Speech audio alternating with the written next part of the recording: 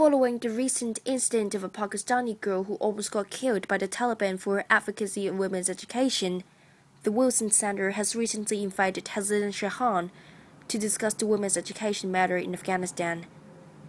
As the founder of Aid Afghanistan for Education, Hazina has reviewed during the hour-long discussion why she went back to Afghanistan to start the foundation in the first place and why she considered education was of utmost importance to people in Afghanistan. Leading a rather comfortable yet a satisfactory life in America for over 20 years, not until her father's departure in 1993 did she realize how empty she was. Recognized how meaningless her life was at that moment, she had made a life-changing decision by going back to her home country, Afghanistan. At the end of the day, home is always home, and when your home is, my life is much more meaningful than what I'm doing here in the States.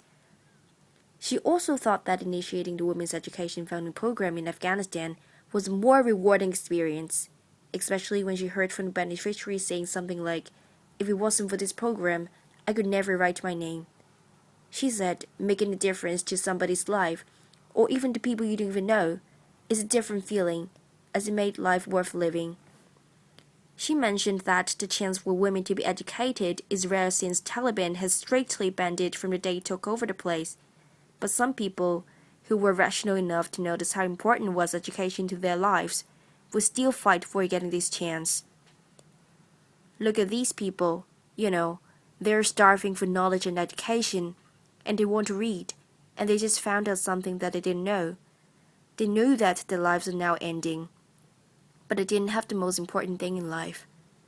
She said most schools in Afghanistan were located in big cities, which made it hard for people who lived in villages to receive education.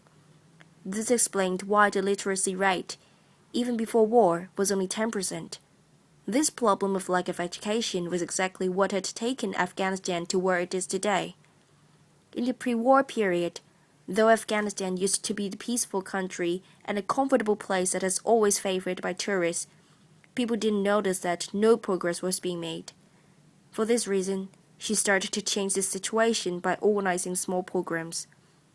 So we decided to organize small programs outside of the refugees camps and inside the refugees camps in Pakistan.